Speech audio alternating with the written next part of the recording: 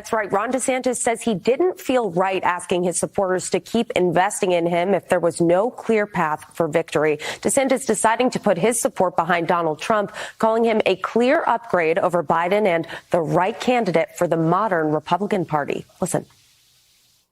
He has my endorsement because we can't go back to the old Republican guard of yesteryear, a repackaged form of warmed-over corporatism that Nikki Haley represents. After the DeSantis endorsement, former President Trump thanking the Florida governor for his support. Hey, look, he worked very hard. It's a tough go. And he worked hard. His wife is a terrific woman. They both worked very hard. And he endorsed me. In dropping out, he endorsed me. So I appreciate that very much. Somebody said, what are you going to do with the name DeSanctimonious? I said, that name is officially retired as of this moment. We are retiring that name. Despite the kind words from Trump, sources tell Fox News that there was no call between the two men and no invite for DeSantis to come join Trump on the campaign trail just yet. Trump did tell me, though, that he was honored by the endorsement and he looks forward to, quote, working together with DeSantis to beat Biden. Now, Nikki Haley seemed to brush off DeSantis's criticism as she hosted a rally with Judge Judy, celebrating that the race is down to just her and Trump. Watch this. Finding the person that we can be proud of, not only domestically, but on the national stage, Nikki Haley has to be that candidate. How cool is it to have Judge Judy endorse you? It really is. But a brand new poll from CNN and the University of New Hampshire polls shows former President Trump is leading Haley by 11 points. And on the Democrat side, Biden supporters are hosting a Get Out the Vote event to convince Democrats to write in Biden's name since he is not appearing on the ballot. Congressman Dean Phillips will be on the ballot and does face an uphill battle for an upset Biden for the party nomination. But when asked if he would consider a third party run, he didn't rule it out. I will do anything it takes, as long as the data supports it, to defeat the most dangerous man in the world. I'm disappointed that so many people who could have joined me on this stage to make the case together left me alone to do it. Now, there is some concern over how this influx of write-in ballots may affect how quickly we can get the primary results, but state officials say they don't expect a huge delay in having to hand count those ballots.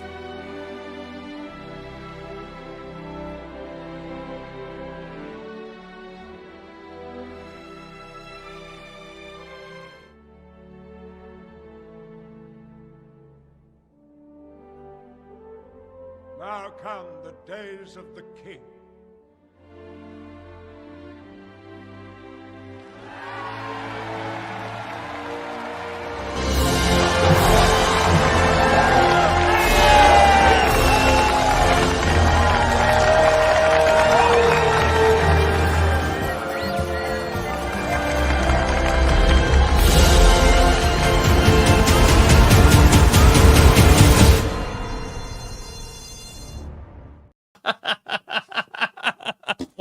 What a mess! What a mess! What was that? Lord of the Rings and Star Wars and Independence Day? Jerry, you dirty dog. I was laughing, though. I was laughing. I want a full Ewok dance for Donald Trump. Next one I want is a full Ewok dance for Donald Trump. Today is Monday, January 22nd, 2024. We got the memes, baby. Ron DeSantis drops out and endorses Donald Trump. This is a very, very good thing. And we're very proud of our governor here in Florida for doing this. We'll explain why Fulton County Board of Commissioner launches probe into Fannie Willis. Spaghetti-O. Who could talk about corrupt government actions? No one better than Cash Patel, who joins the show, baby. Cash Patel, coming on the show. My name is Benny Johnson, and this is The Benny Show. We will be covering in this program how we are going to protect America. But first, you should protect yourself by investing in precious metals. You should invest in precious metals with my friends at Allegiance Gold. Allegiance Gold are the only people that I trust to ensure that I have a future and that the fiat currency that gets put into my bank account every single year, a little bit of it gets turned into something that hedges against the dollar. That's the reason why countries all around the world are buying gold. It's because gold holds its value. If you go to Allegiance Gold, you can convert into physical gold, or you can get a gold-backed IRA or 401k. Trust the professionals at Allegiance Gold. They've earned my trust. Go to protectwithbenny.com today or call 844-66-BENNY. Get up to $5,000 in free silver with a qualifying purchase. Protect your future now with Allegiance Gold. Ron DeSantis out, ladies and gentlemen. Now, I don't want to brag. We try as hard as we can on this program to stay humble, okay? But we did publish the news that Ron DeSantis was dropping out before Ron DeSantis dropped out. We read the tea leaves. The great producer ALX actually looked through his events calendar and found that Ron DeSantis had no events listed on his calendar. We looked through his media hits and found that Ron DeSantis was canceling media hits and began to call people that we knew inside of the DeSantis campaign. And those people told us, it's over. It's over. He's going to drop out before New Hampshire. Nobody was saying this, by the way. Nobody was making this connection. But we were at this program. And so yesterday, early, right in the morning, we had the instinct. We're like, we got to go live. Here's the great producer ALX, follow him on X, saying, whoa, hold up, wait a minute. RonDeSantis.com, events. Nothing there. Again, we're not trying to brag, but we were up early with the news that Ron DeSantis had secretly dropped out of the race.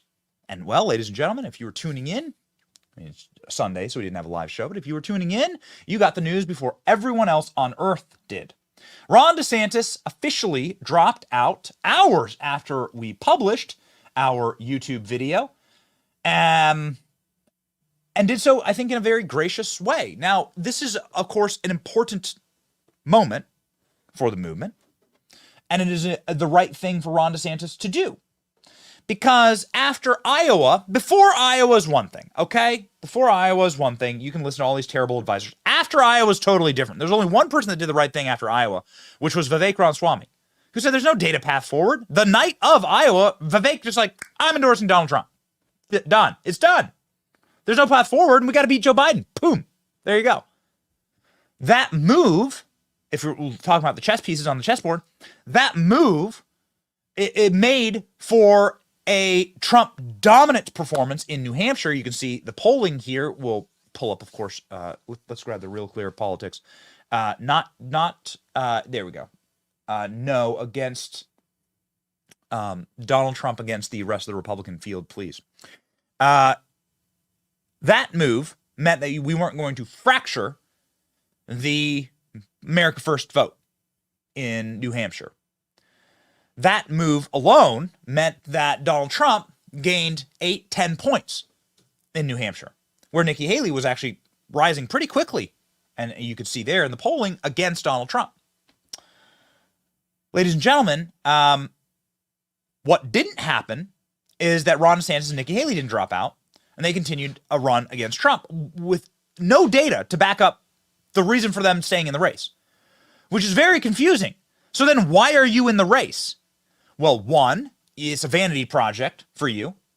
You yourself refuse to believe reality, and you live in disillusionment that you're going to be president, Nikki Haley or Ron DeSantis. Or two, which is far more malevolent, you're waiting for something terrible to happen to Trump, which is like truly what every leftist is doing right now. So then you're the same as the left.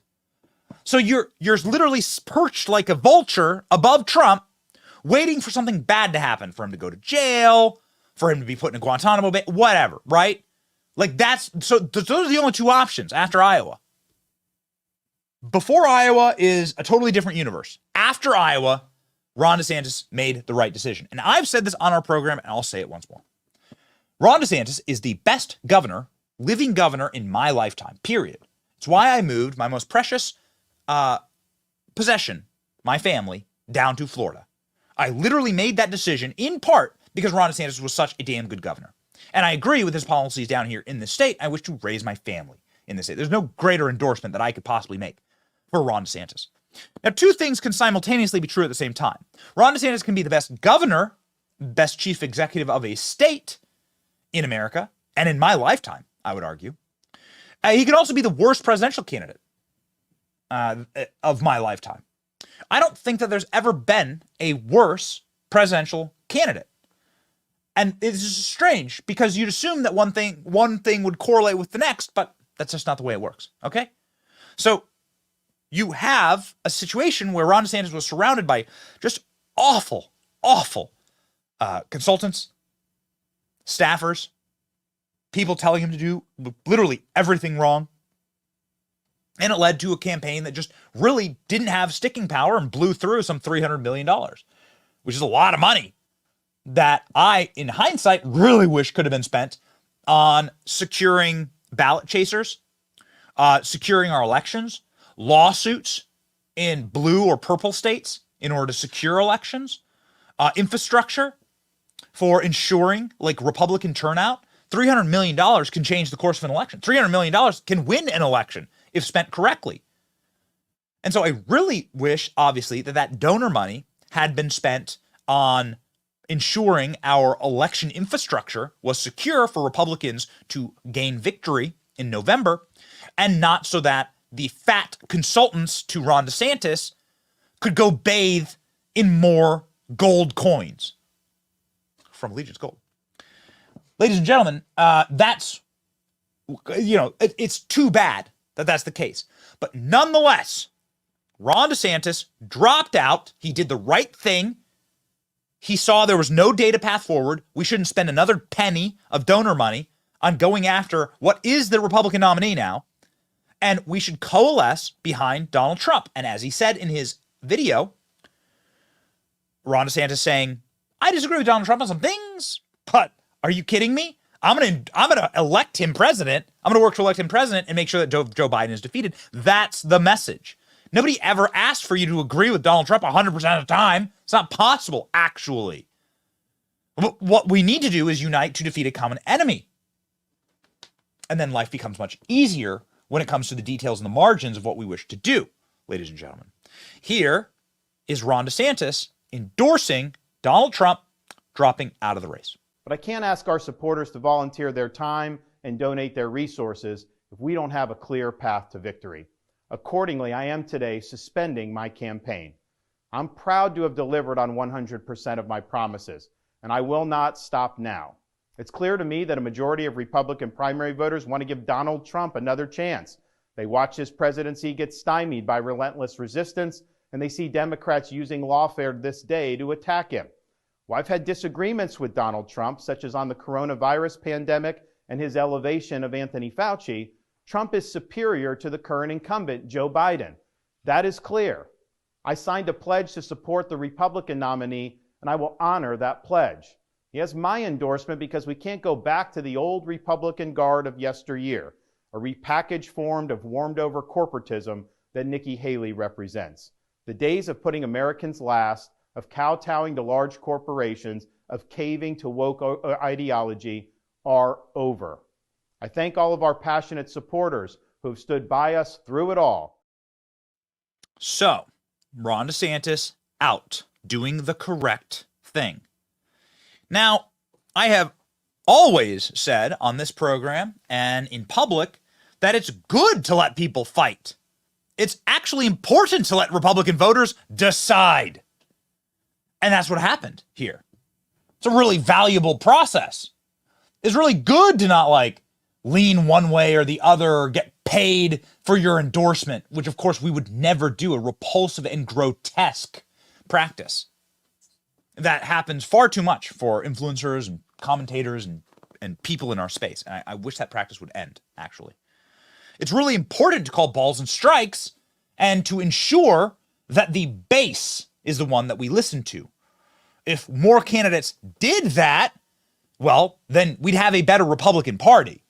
But unfortunately, the Republican Party has been a centrally funded, centrally organized blorg run by a DC cartelized consultancy class that have selected for you over the last couple of years George W. Bush, Dick Cheney, Mitt Romney, and John McCain, along with Paul Ryan, to be their standard bearers. Do those people represent you?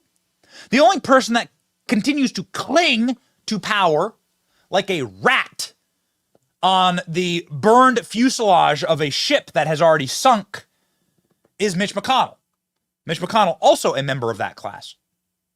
So it is important for us to understand that the best thing to possibly do inside of these primary battles and caucus battles is to allow the Republican voters to speak and then to listen to them. It's okay. Like it's really, really good. It's a very, very healthy process. It is why we do the show every single day. It is why we like lean so heavily in to the audience here, read the comments, put them up on screen, listen and do the show for you, to like have that connection to you. It's also why when we were advised, when we were asked to go spend debate day with Vivek, Donald Trump was on debate stage. Vivek says, hey, we do a documentary on it. Vivek's like, what should I say? I'm like, yeah, you should take a flamethrower to Ronna McDaniel. And they're like, nobody's ever told us to do that. None of our consultants ever told us to do that. Like, you have no idea how much she's hated. We do the show every single day. She's despised. She's loathed. That, like, doing this gives us a real good pulse on where the country is. And if our Republican Party did more of that and listened to us more, we'd have a much better country. We also told them that Tucker Carlson should be moderating this debate and go hard at the moderator, Kristen Welker. Why is this Russian collusion hoaxer who can't say if the Hunter Biden laptop's real, why is she moderating the debate? Do we want to lose? So it's good. What Ron DeSantis did was listen to the base and then made the correct decision saying it is Donald Trump that Republican voters want. So I'm out and I'm going to endorse Trump because that's what my party wants. Boom. That's the logical thing to do. Donald Trump himself, gracious in his acceptance of the endorsement of Ron DeSantis. Here we go. Before we begin, I'd like to take time to congratulate Ron DeSantis and, of course, a really terrific person who I've gotten to know, his wife, Casey, for having run a great campaign for president. He did. He ran a really good campaign, I will tell you. It's not easy. They think it's easy doing this stuff, right? It's not easy. But as you know, he left the campaign trail today at 3 p.m., and in so doing, he was very gracious, and he endorsed me, so I appreciate it. I appreciate that, and I also look forward to working with Ron and everybody else to defeat crooked Joe Biden. We will have to get him out. We have to get him out. So Donald Trump had one of his more famous nicknames for Ron DeSantis. Ron DeSanctimonious is Trump's nickname for Ron DeSantis. But you can't say it anymore because Donald Trump told us that it was officially retired yesterday. Watch. Okay. He just said, will I be using the name Ron DeSanctimonious? I said, that name is officially retired.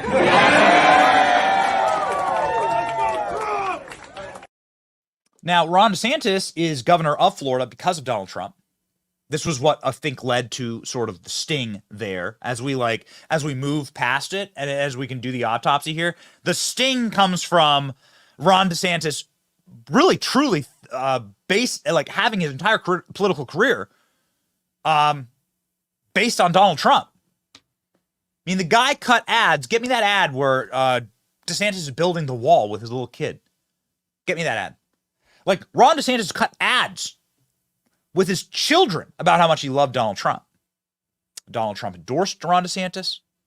Ron DeSantis went on to win in a very close race down here. Shouldn't have been close. They stopped the fraud in Florida. And that's why Ron DeSantis actually won on election night. But Donald Trump's endorsement of DeSantis and then working with DeSantis made him very, very popular here, obviously. And then Ron DeSantis used very Trump-like tactics with the press and in policy here in Florida to become wildly popular, which is why Team Trump, of course, based on our conversations with people in the know, which is, of course, why it stung so much when he announced that he was running for president and why you got such savage attacks. Also, there was a point in which Ron DeSantis was polling pretty close. I mean, within 15 points of Donald Trump, right? So Donald Trump went to work on DeSantis, had to spend a lot of money. We had to burn through a lot of cash to get to this point. And now the party has officially coalesced around Donald Trump. Some of us saw this from the get. Some of us saw this from the very beginning, but now many people are coming around, including some people who also ran for president against Donald Trump. Tim Scott is a senator from South Carolina, and he endorsed Donald Trump also this weekend, went to a rally with him, and gave a barn burner of a speech. Watch. We need a president who will close our southern border today. We need Donald Trump. We need a president. We need a president who will unite our country. We need Donald Trump. We need a president who will protect your Social Security and my mama's Social Security. And that's why I came to the very warm state of New Hampshire to endorse the next president of these United States, President Donald Trump. What was that? Like, what? Huh?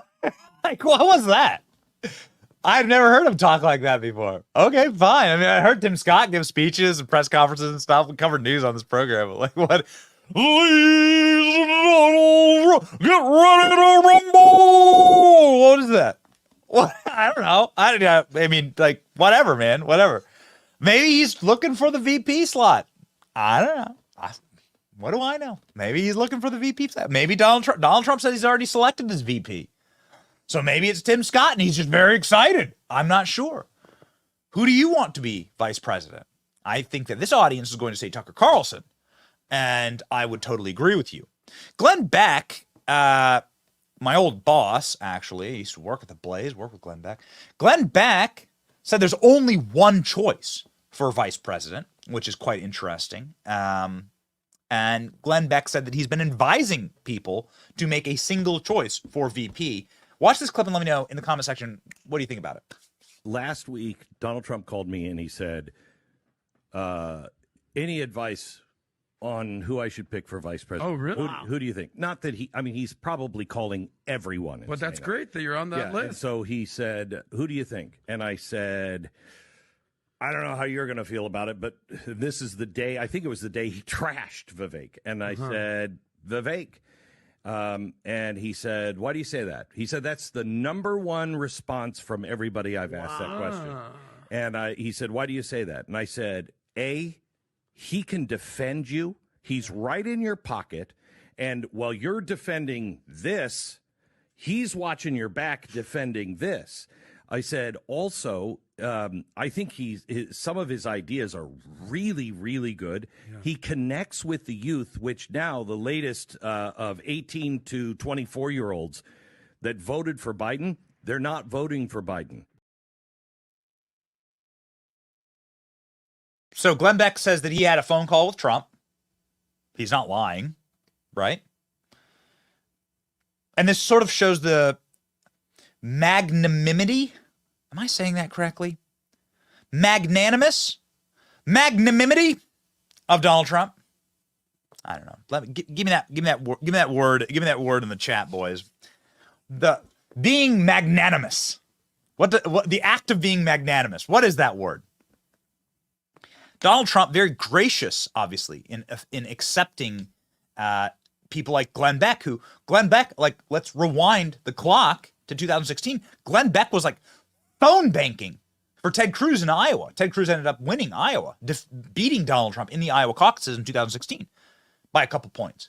You know, Glenn Beck was out there doing his face in the Cheeto Bowl stuff, right? Remember this? Grab it. Can we get that image? Glenn Beck, my poor producers say. Glenn Beck put his face in Cheeto Bowls, in a Cheeto Bowl, to like make fun of Donald Trump, make fun of himself, like not believing Donald Trump. But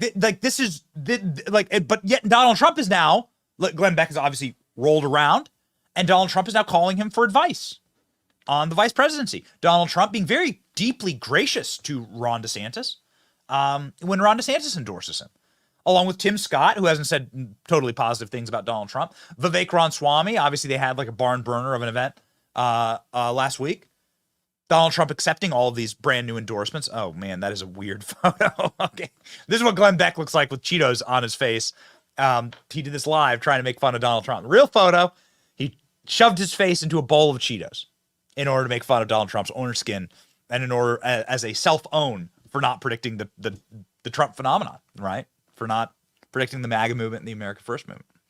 So Donald Trump like takes this stuff in stride. Oh my God. No way. This is what the actual act of Glenn Beck shoving his face into Cheetos looked like. There you go. This is Glenn Beck face in bowl of Cheetos.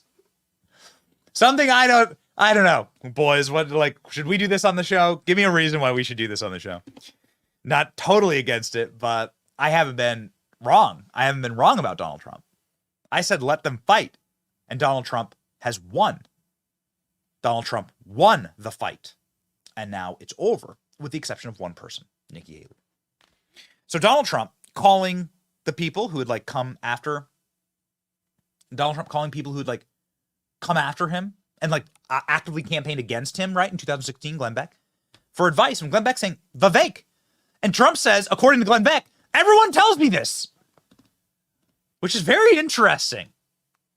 It'll be very interesting to see what happens. I think, however, there's one person who won't be getting the VP nomination, and that will be the sole person that is still running against Donald Trump. Now, as we talked about in the beginning of the show, there's only one reason that you would still be running against Donald Trump, and that's that you hope something horrible happens to Trump so that you could swoop in. That's if you're like a deep state plant or a secret Democrat, and your entire campaign is focused on how much you obsessively fetishize your love for Hillary Clinton and how much you use Democrat voters to switch parties to vote for you, and how much you embrace identity politics anytime that you're questioned about anything that becomes remotely uncomfortable for you. And that person is Nikki Haley. And we've been calling Nikki Haley off as a Democrat plant from the get. Okay? We've been early to this. And just like we were early to Ron DeSantis dropping out. And so, ladies and gentlemen, Nikki Haley not going to be VP, says Donald Trump, over the weekend. Now, that is a sigh of relief to some people who had been sprinkling into the press that Nikki Haley was in consideration for being VP. Trump says Nikki Haley is backed by the deep state in the military-industrial complex and is a globalist. Those are arguably the harshest criticisms that you could get leveled at you via Donald Trump. Check it out. Perhaps worst of all, Nikki Haley is backed by the deep state and the military-industrial complex because they know she is a globalist, and really a globalist fool who they can easily manipulate into sending hundreds of billions of dollars to Ukraine. Think of this. So, ladies and gentlemen, Nikki Haley proved us correct. What we have been saying for a very long time. We have been railing against Nikki Haley on this program, in part because we want this Republican primary to end. It's already it's done. It's over, right? The great MAGA king has been crowned. Two, because Nikki Haley is herself like a repulsive fraud. Nikki Haley, when pressured about any of her policies or any of her positions, has this reflex, and it is the precise same reflex as somebody who ran against Donald Trump a couple years ago, whose name rhymes with Hillary Clinton. Hillary Clinton would reflexively, when criticized, say that Donald Trump's a sexist and that he can't criticize a woman. She would immediately play the cards of identity politics. And this clip from this weekend is going just thermonuclear online of Nikki Haley playing this stunning victim card. She goes to NBC News. She gets trotted out on NBC News with these two, I don't even know who these reporters are, but they look like a meme. They're a woke meme. They're like the cat meme with the girls pointing and screaming at the cat. We actually did that meme with Vivek of the two girls pointing at the cat. They're like these angry, bitter, intersectional feminist reporters. Got Nikki Haley to effectively show them what a breathtaking intersectional feminist fraud she is, and how she stands athwart everything that we are for as a movement. What the America First movement is for is not classifying people by race, by not calling America systemically racist, and by effectively saying meritocracy is king. Like, we want to be we want to govern for all Americans and to make this land a land of equality and not equity. To not be so fetishized about your race or your gender. That's a sickness that obviously is injected into our veins to poison this country. That's the meme that we made. So Nikki Haley was up with these two reporters. Nikki Haley was up with these two reporters this weekend saying all criticism against me is because I'm a brown woman. I kid you not. Watch. We were the only Indian family in our small southern town. I was teased every day for being brown. So anyone that wants to question it can go back and look at what I've said on how hard it was to grow up in the Deep South as a brown girl. Anybody can look at my record and see when Walter Scott was shot down by a dirty cop, how I made sure that the Walter Scott family didn't suffer because we put the first body camera bill in the country in place. Anybody can look at the fact that when we had 9 amazing souls die in Mother Emanuel Church, I did something that no Republican or Democrat ever wanted to touch, which was call for the Confederate flag to come down because it would take 2/3 of the House and Senate and was an impossible feat. I don't know what you're implying with that, but what I will tell you is saying that I had black friends is a source of pride. Saying that I had white friends is a source of pride. If you want to know what it was like growing up, I was disqualified from a beauty pageant because I wasn't white or black, because they didn't know where to put me. So look, I know the hardships, the pain that come with racism. It's the reason that I fight bullies every day when it comes to racism, anti-Semitism, or hate, and I always will. If I didn't mention slavery on that day, it's because that's an automatic. There's always been, the Civil War's always been known about slavery.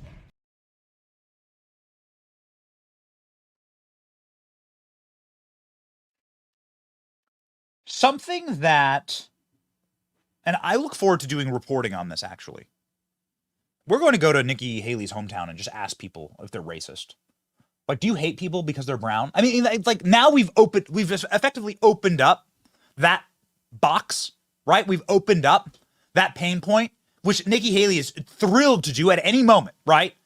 To run and immediately slander her own state, her own countrymen, her own nation as vile racists, right? So this is Nikki Haley talking about some little South Carolina town that she was raised in. What's the name of the town? Let's get the name of the town. I look forward to we're going to send a team up there. And we're just going to ask people, are you racist? Do you hate people because they're brown? Because Nikki Haley says you do. Like, did you do that? Nikki Haley was in high school in like the 80s. You seem like a person who was alive in the 80s. Were you like viciously racist against Nikki Haley and her family? In Bamberg, South Carolina? Bamberg, South Carolina. Anybody watching from South Carolina? Anyone know Bamberg? That's where Nikki Haley's from. Or were they like vile racists, like running after people and like insulting them and banning them from beauty contests in the 80s? Nikki Haley, born in the 70s. She would have been like a teenager in the 80s, the late 80s. So in the late 80s, in like the Reagan Bush era, where they're like, you would be banned from beauty pageants if you didn't have the right skin color? Is that what she's saying? Candace Owens had an interesting take on this. Candace Owens, somebody who is, in the words of Nikki Haley, brown in America. This is very confusing to me. Nikki Haley was born in 72. I'd assume it was the 80s before she tried to enroll in a beauty pageant. Were there segregated beauty pageants in the 80s? If not, why wouldn't they know where to put her? Why was there a mixed race Vanessa Williams crowned Miss America in 1984 when Nikki Haley was 11 years old? This seems like Nikki Haley is victim blaming, victim shaming, Nikki Haley is slandering her home state as filled with vile racists in order to play the victim here. So I'm going to need to we're going to get to the bottom of this. I really do. I want to get to the bottom of this. Were there people in Nikki Haley's graduating class? Can anybody confirm this? That Nikki Haley was viciously attacked in the 80s because of her skin color? Again, it's worth actually asking the question. It's worth following up on this stuff. There are other people who regularly make up stories about their victim classes and the horrible things that have happened to them. Joe Biden's one of them. Hillary Clinton's one of them. And I'm starting to get a belly full of it. I'm beginning to get pretty sick of this. Vote for me because America's so racist. Vote for me because this country's been so mean to me. That is a horrible campaign messaging tactic. It is vicious. It is obviously grounded in hatred of this country. And now Nikki Haley has unlocked something far worse than what we've criticized her for before. Which is, I just kind of hate America and think this is a horrible racist place. And this place has been horrible to me, and so you need to elect me ruler in order to fix all you dirty racists. In the 1980s, in the late 1980s, everyone was discriminating against Nikki Haley because of her skin color? Really? Really? Really? In the late 1980s, I was a little kid, and I had a Michael Jordan poster on my wall and didn't think anything of it. Well, strange that. I don't know. Maybe I wasn't from South Carolina, so I just didn't know. Nikki Haley's done this before, by the way. This isn't a one-time thing. When Vivek Ramaswamy went hard in the paint against Nikki Haley in the debates, Nikki Haley immediately ran to a podcast the next day to say that Vivek has a woman problem because he criticized her and Ronna McDaniel. This is a trend. Watch. What happens? He comes out of the gate. He hits the female chair of the party. He hits the female anchor on the platform, and then he hits me. And I'm not saying anything. I ain't saying, I'm just saying. But he might have a girl problem. I'm just saying he might have a girl problem. Oh, really? Nikki Haley? You might have a fraud problem. You're a cloak and dagger Democrat who is being run as a Manchurian candidate inside of the Republican Party in order to knife us. They know that Joe Biden can't win again. They know that if they replace Joe Biden with Kamala Harris, she will do worse than Biden. And so they are going to run a Democrat inside of our primary to do their best to try and rip the bark off Trump. Hopefully something horrible happens to Trump and she can be like a vulture sitting there perched in the graveyard and can swoop in. And then they can continue to get all their policies. If you need a single clip to explain to you what Nikki Haley's policies are, listen to the way that she classifies criminal, illegal aliens. Illegal immigration is the #1 issue in America. Poll after poll after poll shows that. Everyone is enraged by the grotesque invasion of our nation. And here's what Nikki Haley would do about it. But let's keep in mind, these people that are wanting to come here, they want to come for a better life too. They have kids too. They have a heart too.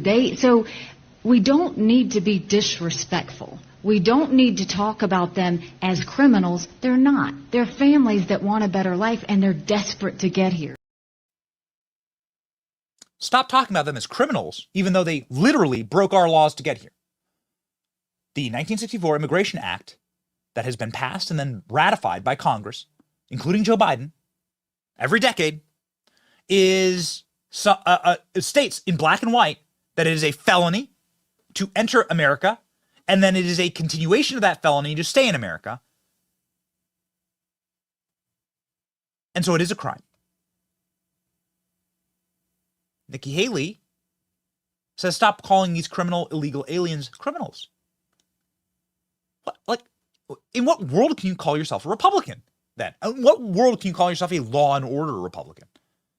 Nikki Haley has endorsed BLM, marched with BLM, actively slandered her own state, a good and noble southern state, South Carolina, called everyone who she grew up with vicious, vile racists that banned her from beauty pageants because of the color of her skin. And ladies and gentlemen, the reason why she has done that is she's taking a page out of the playbook, not of course of America First, MAGA, or the Republican Party, or the base, but taking a page out of the playbook of her hero, the person she fetishizes, the person who she truly loves. Her hero, Hillary Clinton. If you have to lie to win, you don't deserve to win. I never said Hillary Clinton was an inspiration. You know, I often say that the reason I got into politics was because of Hillary Clinton. I didn't know her, although I had met her several years before at a women's professional event in Greenville, South Carolina. At that event, she had inspired me to run for office and make my voice heard. And in some ways, she remained inspiring. She is actually the reason that I made the jump. Because you write about her being a big inspiration for you. I went with my friend Eleanor Kitzman to a firm and leadership program where Hillary Clinton was speaking. And I walked out of there and I said, I'm running for office. So if somebody's hero and inspiration in life is Hillary Clinton, what do you think that they'd have to say about Donald Trump? What words would they use to describe Donald Trump? Well, we have a clip of Hillary Haley, Nikki Hillary, yesterday on the campaign trail saying Donald Trump is as bad as Joe Biden. Oh yeah. That's what the Republican is saying here in this race. Go. You don't want to go there on whether or not they're equally bad? I mean, if either one of them was good, I wouldn't be running. Yes, they are equally bad. That's why I'm running. How much more evidence do you need? I know we're beating a dead horse here, and I'm against animal cruelty. So we aren't going to do that on the program. We just need to state once more, Nikki Haley's a Democrat plant. That's it. A vote for Nikki Haley is a vote for the Democrat Party. Okay, fine. One more clip. Yesterday at Nikki Haley's rally, because we're alive and we pay attention, and we wish to bring you the news. Yesterday at Nikki Haley's rally, Nikki Hillary's rally in, I think Nikki Hillary, guys. Yeah? Nikki Hillary. Cash Patel will be on in a second, and we'll ask Cash. I like the nickname Nikki Hillary. So Nikki Hillary's rally, a voter who's definitely a Republican screams out, "Send Trump to prison. Send Trump to prison." And Nikki Haley's like, girl, I got you. What are we watching? What are we even this isn't the Republican Party. You're literally seeing Democrats run as Republicans as Trojan horse Manchurian candidates. It's a coup. You're watching a coup from inside the party. The military coups against Trump didn't work. The electoral coups against Trump didn't work. The Justice Department coups against Trump didn't work. So they're trying a Republican coup against Donald Trump right now. Check it out. I'm not here necessarily to bash the competition, although I'm perfectly capable of doing that.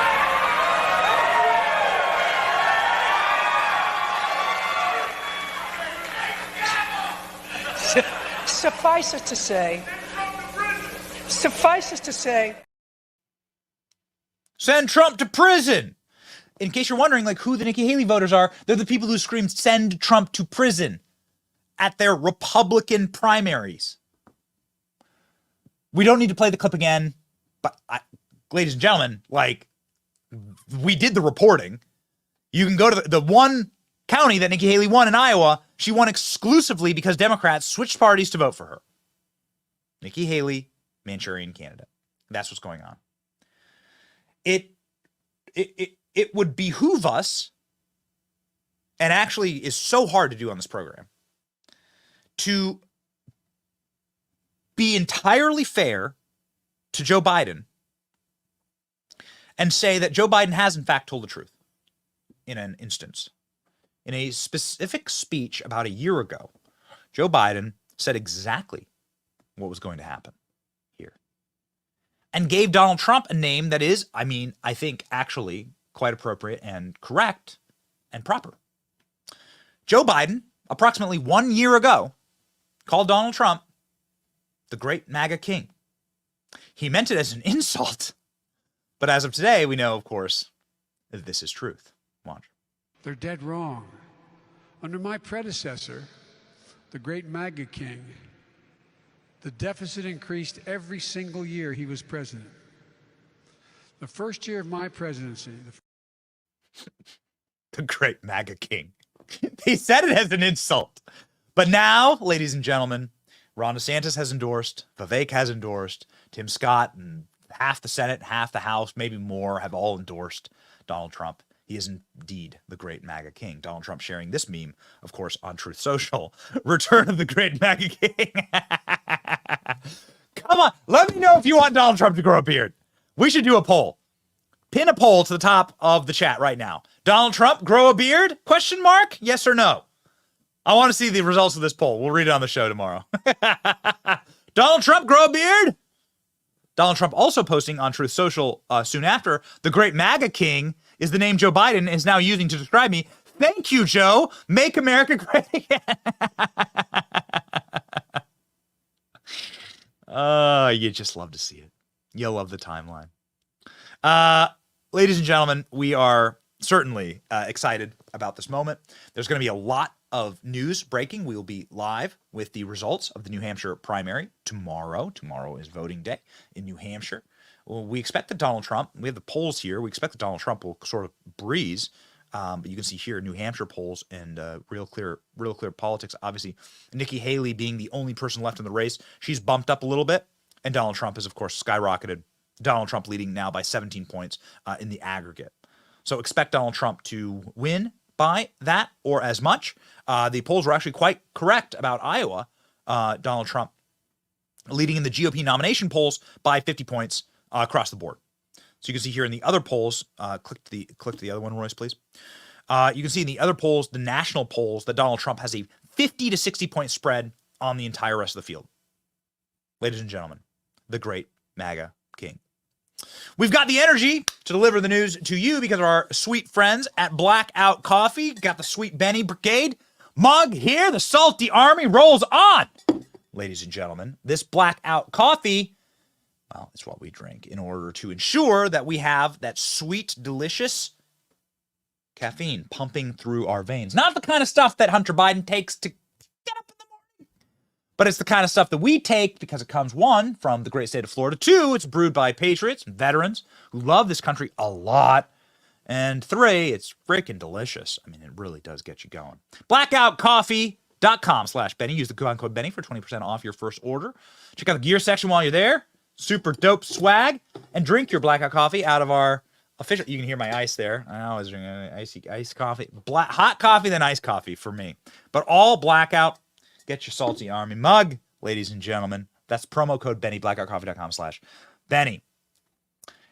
There is a single man who is the kind of guy who you kind of want to talk to in moments like this. There's some big-time breaking January 6th news. There's some big-time breaking news, obviously, about the Department of Justice coming down on, where will these cases come down on Donald Trump? What's the landscape gonna look like on Election Day in 2024? You got to talk to the guy inside the machine, the man himself. Kash Patel joins the program now.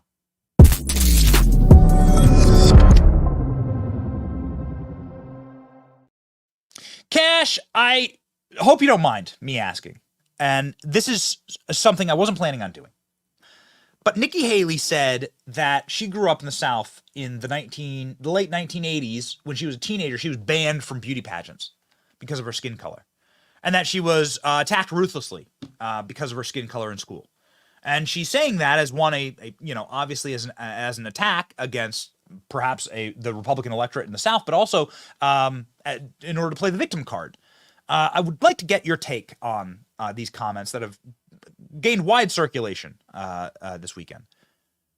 Well, listen, as a brown man in America, I don't ever lead with that. And neither did Donald Trump when he put me in his senior post. He led with the best man or woman for the job. So if Nikki Haley's playing the race card and saying she didn't get to go to beauty pageant because she was brown, That tells you how far behind she is and how desperate she is. Anyone that plays the race card, Al Sharpton, Joy Reid, Joy Behar, the entire cast of The View, those are the people you're affiliating with when you play the race card. You know who never played the race card but was accused of it 24/7? Donald Trump. That's the kind of leadership we need. A man who doesn't care whether you're brown, blue, black, orange, male, female, whatever, who you go home with at night. He cares about the best guy or woman for the job. And if Nikki Haley's advertising her color already, maybe she's going to continue the white rage, DEI, transgender ideology of the Department of Defense, Mark Milley, Joe Biden, and Secretary Austin. Voters should vote on that. Cash, I love having you on the program because, one, you have been so professionally right. You predict things months and years before they happen. You've done so on this program. We probably should build our own Cash stinger where it's like somebody telling the future, right? Like the great whatever Johnny Carson used to do, right? Where he'd hold stuff up to his head and he'd predict things. Well, I got one for you. I wasn't planning on rolling this out yet, but if you want, sure. Okay. Well, I was going to continue my compliment, but please. All right. So Chris Wray just testified to Congress or informed Congress that he is guaranteeing the election security of the United States of America. Now you got to ask yourself, wait a second, what does that mean? How can he do that? Somebody call Elon Musk, Mark Zuckerberg, and the other guys and ask them if they have canceled every one of their contracts with the FBI's election task force to censor United States information. Ask them. Ask them if taxpayer-funded contracts are still in play from the FBI and DOJ to these social media giants and whether or not they are meeting with them weekly and monthly with FBI leadership to talk election security. So this is still ongoing. What Yep. you're saying, like the same censorship regime for social media to ding people or ban them from questioning the results of the election. This is still ongoing. No, the same people that met leading up to the last election, the FBI and Twitter, the FBI and Facebook, and their 80-person election security task force would go there and suggest, oh, you can't put this out. You shouldn't put that out. It is not the FBI's job to tell media companies what they should and should not put out. And the media should be revolting that a law enforcement agency is dictating to the media what they can and can't put out. But of course, they're giving them a hall pass because what they don't want them putting out is anything pro-Trump. And as we spent tens of millions of dollars as taxpayers allowing for this election rig job to happen, and we are essentially allowing it to happen again because no one at these companies is shredding these contracts. Wow. I thought that X had done that, but you're saying that there's still the back door into the social media, like ban this, ban this account. Still there. It's remarkable. It makes you wonder, like, when do you think they're gonna come after and take down Tucker Carlson's account for interviews like this? Since we're talking about election integrity, Ken Paxton dropping fire this weekend saying, hold up, like the reason they stopped the vote counting during the 2020 election was in order to figure out how many mail-in ballots to apply to the actual vote totals. This is what Tucker Carlson broadcast recently.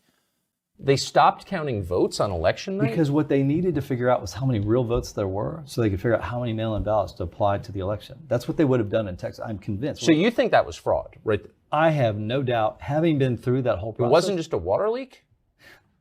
It was definitely planned. I mean, it would have happened in Texas. I promise you. But can you just stop counting ballots on election night when everyone's watching TV? Oh, I know. Have you ever seen that before? Ever? For 3 hours? Well, you tell me. You're the one. You're in politics. I've never seen it before in my life. I was like, I knew it when they stopped, and Trump is leading in all these states. I knew exactly what they were doing. Because there's no way to know where those mail-in ballots came. Anybody could have filled them out. Anybody. There's no way to know where those ballots came from. That's not a dangerous conspiracy theory? I watched it happen. I was a part. So you're telling me that they're going to ban clips like that again in the 2024 election, and as the chief of staff to the Department of Defense, that there's no infrastructure around to like stop it. It's ongoing. It's very simple to stop. Congress just shuts off the spigot of taxpayer money that pays for that contract, or the social media company, Elon Musk, Mark Zuckerberg, whoever, cancels the contract. That's easy. Now, and you know, Ken's obviously one of the best AGs we got in the country, and he's talking about they stopped counting the votes. Well, how about here in my home state of Nevada? They're doing another election rig job. This is my primary ballot for the state of Nevada. It says vote on February 6th for your candidate for Republican nominee. Look whose name's not on there, Donald Trump. Look whose name's on there. 2 people that have dropped out of the race. Feb 6, Clark County. You know what this is? State leadership in this country is allowing Nikki Haley to continue to run a primary when Nevada has been governed by a caucus for 40 years. The Nevada GOP caucus is on February 8th. There is nothing at play on February 6th except the election rig job for the mainstream media to say, oh, Nikki Haley won the primary. It is completely meaningless. No delegates get awarded for the primary. State leadership here in the state of Nevada is permitting. This is going out to every Nevadan, 3.5 million people. And people are like, wait a second, I should vote for that? No, you need to show up to the caucuses on Feb 8 and go and caucus for my guy, Donald Trump, and make sure he gets all the electoral candidate votes from the state GOP.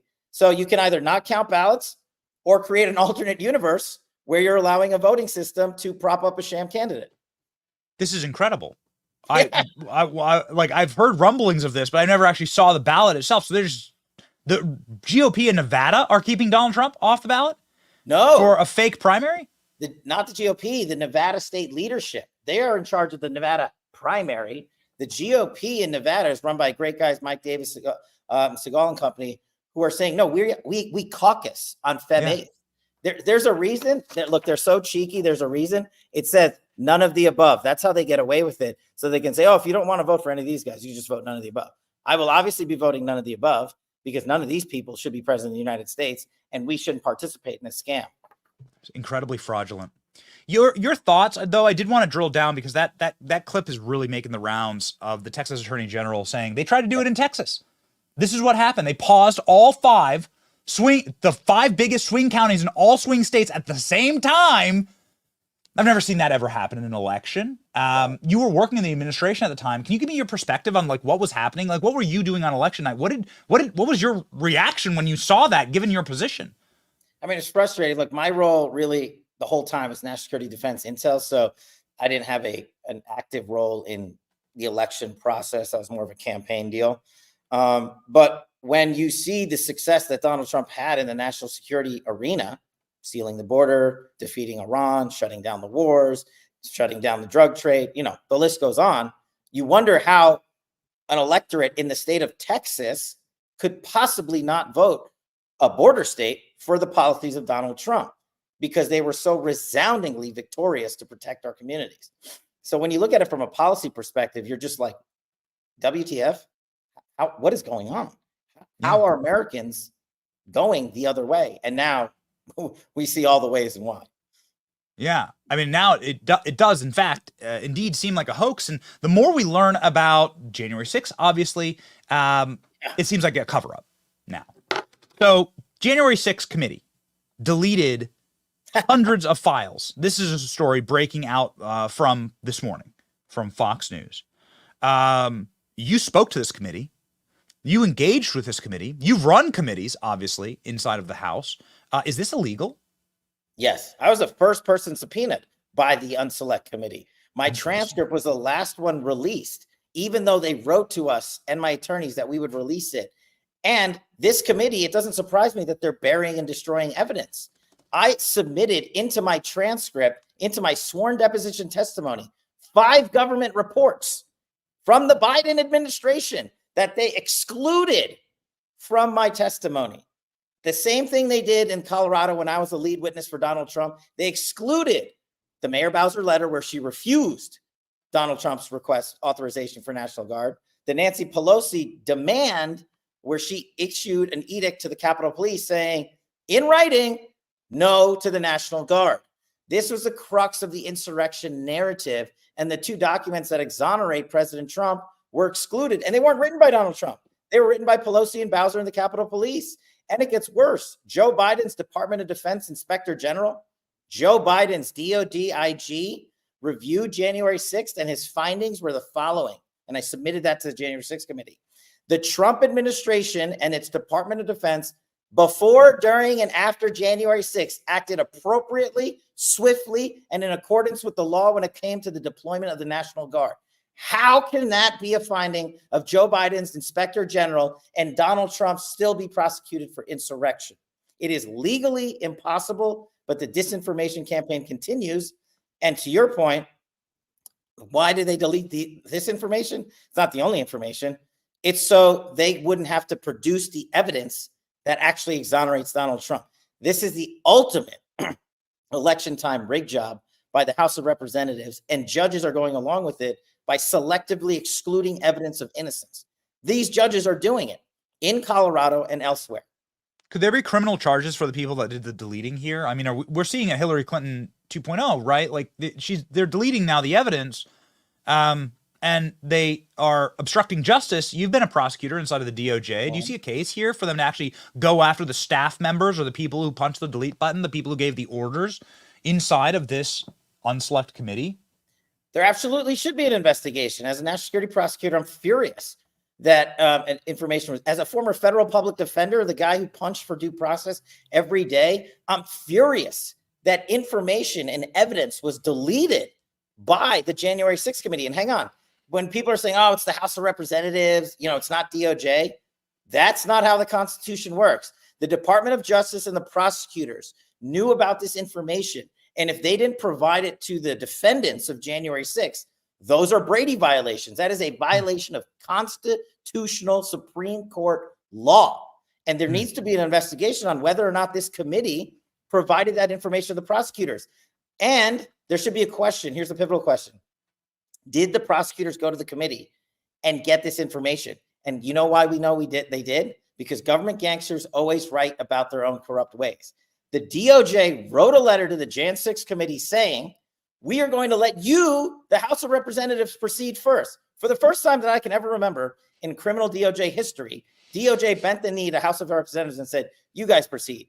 And you guys collect information. And when you guys get it, you send it to us. They knew, they were in on it. And now DOJ needs to answer the question, do they have that deleted information? And did they turn that over to the defendants in January 6th? And Congress is the only one that can get that information. So I don't know, Benny. I don't know how much confidence if we're going to get any of it. I mean, unless Donald Trump becomes president again, and then Attorney General Kash Patel happens, right? Attorney General Kash Patel would, of course, be the easiest Senate confirmation battle we've ever fought, and also would possibly be able to shed some light on the entrapment job that was claiming Kamala Harris was inside of the United States Capitol, and then ratcheting up charges on J6ers when, in fact, we know where Kamala Harris is because we have now the security footage thanks to Revolver News. You can see Kamala Harris's security detail outside of the DNC. In fact, this is the exact moment that the so-called pipe bomb was discovered in front of the DNC. Now, these clips have gone absolutely thermonuclear. No, let's put up the Twitter thread, please. Thermonuclear, thanks to our friend Darren Beatty. And this is, of course, a 7-minute clip of the extremely curious reactions of the Secret Service when the announcement of a pipe bomb was made at the DNC. And the curiosity of this is, one, a plainclothes Capitol police officer discovered the bomb. Nobody even acted urgently afterwards for minutes on end. Everyone just like let children walk in front of it and like normal pedestrians walk in front of it. And the pipe bomb, of course, bears like really strange resemblance to the pipe bombs that are used inside of the FBI as their test cases for trainings.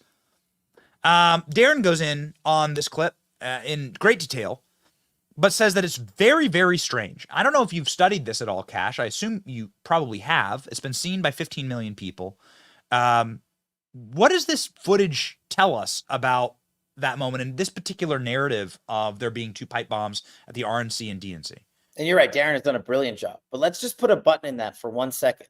Please. And just sort of rewind the tape and come in from a macro level. There was an allegation that the vice president-elect of the United States was about to be blown up by a bomber. Now we're 3 years down the road. And we have no details of that investigation. No one has been prosecuted. No one has been arrested. And we now know that there's CCTV video footage of the individual responsible for putting the pipe bomb there, that they actually followed him through the subway and out into Arlington, Virginia. Are we to believe that the FBI couldn't track this guy down? What are you talking about? How is that humanly possible, that there are no leads and no information on this? And why hasn't Congress asked, furiously demanded, that a bombing to kill the vice president-elect of the United States has not been handled better? We know nothing today. And forget whether it's Kamala Harris or whoever. That's not the point. The point is that the evidence is now mounting, thanks to Darren's great work and your great work, and others, that there's a reason the government gangsters at the FBI under Chris Wray are hiding this information about this investigation. And no one in the Republican-led majority Congress is demanding a single case file, a single source file, a single piece of information that's saying, what the heck happened? You attacked our center of democracy if the allegations are true. And how can you not arrest one person? Do you think the Federal Bureau of Investigation can't find a bomber in the United States of America? Has any one bomber ever gotten away? You've worked inside the DOJ. Yeah. You've been a prosecutor inside the DOJ. What do you make of this, seeing the evidence before you? It's extremely troubling. One, if the allegations are true, that there is a bomber in the United States of America running wild who tried to blow up a vice president-elect of the United States. And in the flip side, if the allegations aren't true, or there was some government ruse, or some FBI rogue source, or whatever, I don't know because I don't have the case files, then there's another corruption scandal in and around an election time narrative that they're advancing today that we still don't know about. And Congress, all they're doing is giving Chris Wray a new FBI headquarters building in Maryland that's twice the size of the Pentagon. You get rewarded for your criminal cover-up government gangster operations if you are in government, and this Congress continues to let you do it. Such a great point that you just made. There's never been a bomber, but not just a bomber, right? But a guy that went after the centers of power and after the second most powerful person constitutionally in America, the vice president. That person remains unfound. Also, putting together, I mean, you could find the DNA on the bag of cocaine at the White House. You can certainly find DNA on something that is intricate as a pipe bomb, right? They got the guy on TV. They have the footage. It's public. So why degrade the footage? Because Darren's also gone in on this, and this was also a curious question asked by Tucker. Why degrade the footage of the bomber? Why do that? Look, in the beginning stages of investigation, okay, remember the Boston Marathon bombing? Obviously you do. The way the FBI and smartly found Tsarnaev is they took the CCTV footage from the local coffee shop or whatever it was near the finish line of that tragedy, and they put that footage out for the world to see. The FBI deliberately put it out there. And then people called the FBI and said, I know that guy. I know who that is. And that's how we found Tsarnaev. And there's nothing wrong with using the community and the power of the community to go after a bomber. The FBI hasn't once put out this footage with clarity for the world to say, hey, we need an assist. And it's okay for the FBI to get an assist. That's what sources do. That's what witnesses do. That's what America does. We don't let criminals get away. We call the cops when we see someone breaking the law. And the FBI, hey, why haven't you put out a clear image of this and asked America, who is this person? You guys know him? He takes the subway in the DC area. He got out at Virginia. I don't know if he was the bomber or an associate of the bomber, just to be clear. I don't know. But neither does the FBI for to take them at their word. And they could simply just ask for an assist, and they don't. Really telling. Really unbelievably telling, Cash. I love having you on here because you've seen these machines from the inside, but what you've really seen from the inside is the way that Donald Trump functions. I do want to get your final takeaway on some of these massive victories for Trump, where the campaign is now, where Trump's head is now, and what happens next moving forward. Obviously, the primary is tomorrow. Yeah, look, I think, you are seeing a unique time in presidential election history. Mostly it's always economy, and rightly so. That's what should be a priority. But what you're seeing also is this booming interest in national security, defense, and intel. What you're seeing is that they are probably equal to each other in this presidential election cycle. And I think the reason President Trump is doing such a brilliant job, partly on the campaign trail, is because he's talking about the things that matter to Americans.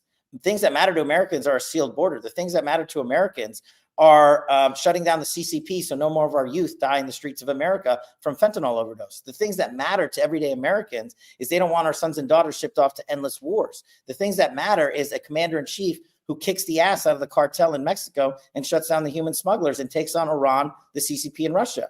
These are things that matter, that are permeating with the economic situation in America. And Donald Trump's Agenda 47 is better than everybody else's combined, including Nikki's.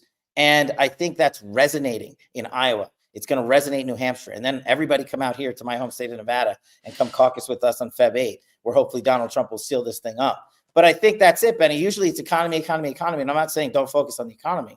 I'm just saying these calamitous situations of national security have gotten the attention of everyone. And no one in the Biden administration can provide an answer to safeguard our freedoms, but Donald Trump can. It's why I was complimenting you at the beginning of the interview, is that you always you're perfect. You're like a perfect lead in to everything we want to talk about. You and I are of like the same, we focus on the same things. And I get, based on your answer, I just have to toss this up on screen because this must have enraged you. Fears grow that Trump will use military in dictatorial way if he returns to White House. What the hell is going on here? They say that the Department of Defense, who you are the chief of staff for the Department of Defense and the deputy director of national intelligence, you were in charge of this organ. They're saying that they are effectively working to ensure that Donald Trump won't have dictatorial powers over the military now in case he wins. Huh? Look, this is Russiagate 27.0. It's their next disinformation campaign. They failed on everything. The DOJ just admitted the Hunter Biden laptop was real. No crap. And we now know what happened on January 6th. We now know there was no insurrection. We now know Donald Trump, we've known the entire time, but the mainstream media has failed to correct it, that Donald Trump authorized 10 to 20,000 National Guard 2 days before January 6th. So what do they go to next? Their next disinformation campaign, right? They can't get Trump off the ballot for insurrection because he's not guilty of insurrection. So now they're saying he's going to be a dictator. Based on what? Based on the guy sitting next to him, Chairman Mark Milley, who said he cares more about white rage than defending his nation. Based on Chairman Mark Milley, the guy sitting next to him, who called his Chinese counterpart during the Trump administration when he worked for me and said, I will warn you if we attack the CCP, and broke the law as the chairman of the United States. Based on that, based on Trump's preemptive notion to secure January 6th and the grounds 48 hours beforehand, what military did he seize? What military did he become a dictator of? We wiped out the emirs of ISIS, killed Baghdadi and Soleimani, destroyed al-Qaeda senior leadership, brought home 54 American hostages and detainees, more than every president performed combined, ended 3 of the forever wars, and had a ground plan based in intelligence to withdraw out of Afghanistan. What out of any of those successes tells you that Donald Trump is going to be a dictator? Of course he's not. He actually was the best national security president in the history of the United States, and the mainstream media hates him for it. And the guy sitting on the other side of Trump is another example of a defense industrial complex. He's the male version of Nikki Haley, the Raytheon guy who got a $10 million golden parachute after we fired him from the Trump administration for failing to execute Donald Trump's agenda. What is dictatorial about that? Nothing. It does seem like the fix is in, and that they are planning on Trump coming back to power, and they are already making headroads to ensure that they kneecap once again a Trump administration while it's getting its feet under it, and that is precisely what they did last time. And I hope that in whatever role you serve in the next Trump administration, that you are guarding heavily against that, Cash. Ladies and gentlemen, you can help guard Cash by going to fightwithcash.com. You can go to governmentgangsters.com and get Cash's brand new book. You can get the signed copy. Makes for a fantastic gift. We got Valentine's Day right around the corner. Cash, God bless you. Godspeed. Hopefully we'll see you. Maybe we'll go out to Nevada for the caucus. That'd be fun. Come on out, man. We'll have a great time. Thanks for having me on the show, and have a great day. Godspeed, man.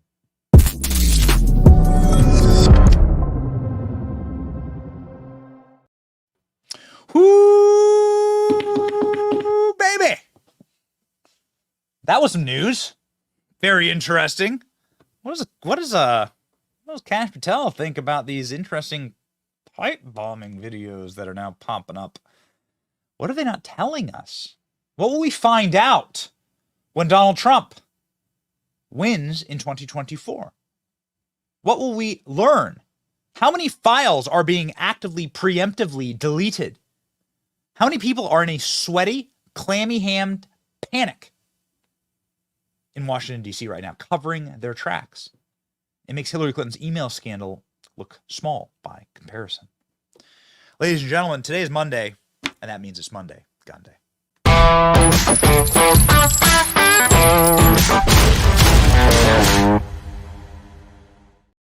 So, Joe Biden has once again threatened gun owners in America. They don't like you. They don't like your rights. They insist that you be disarmed so that they can order you to go inside of your houses for whatever next special disease they have planned for all of us. No. There's a reason why our Constitution is it's not perfect, but is the best Constitution ever written. And it's because it sort of goes in order, obviously, of the reasons that the government is evil. It starts with the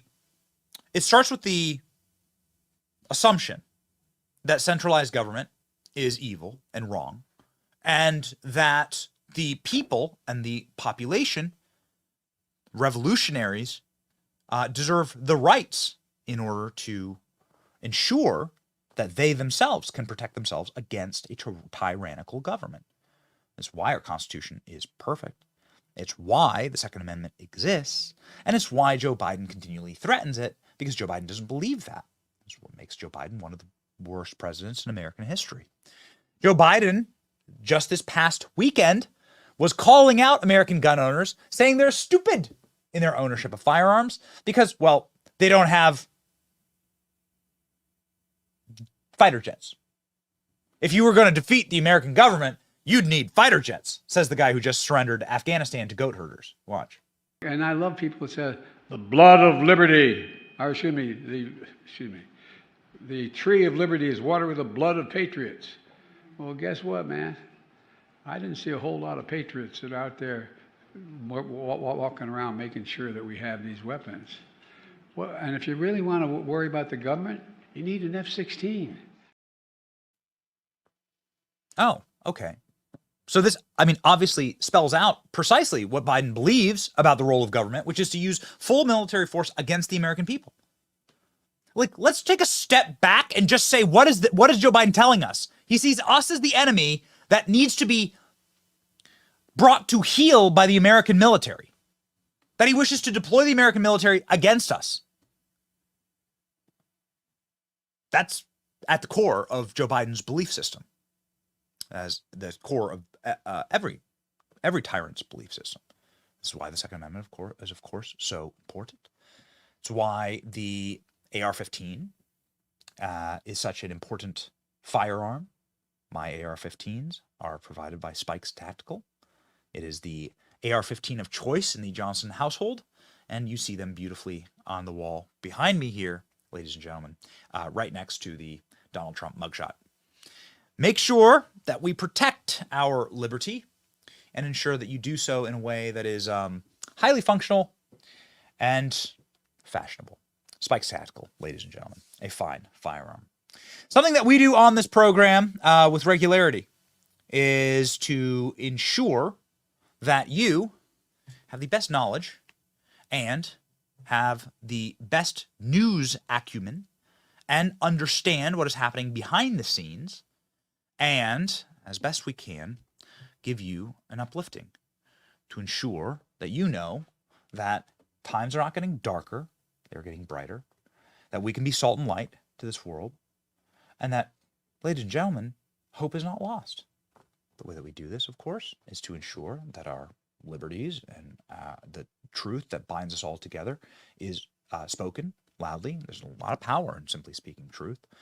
This is how Christ banished Satan when Satan came to tempt Christ. He said Christ just simply spoke. He didn't have big, voluminous arguments with Satan. He just spoke simple truths, and Satan fled.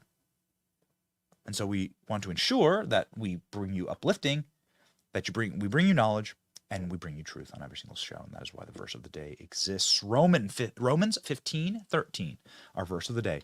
May the God of hope fill you with joy, peace, and believing, so that by the power of the Holy Spirit you may abound in hope. Hope is mentioned in that short verse twice. We hope for a better America. We wish to manifest that by our actions and by doing this program and by ensuring there is a future for my kids, your kids, and for this country. They were born here. They're actually native to America. They're Americans, you see. And it's actually our obligation to ensure they have a future. And that's what we do on this program. We say, God bless you and Godspeed. It's your boy, Benny, fighting right alongside you. See ya.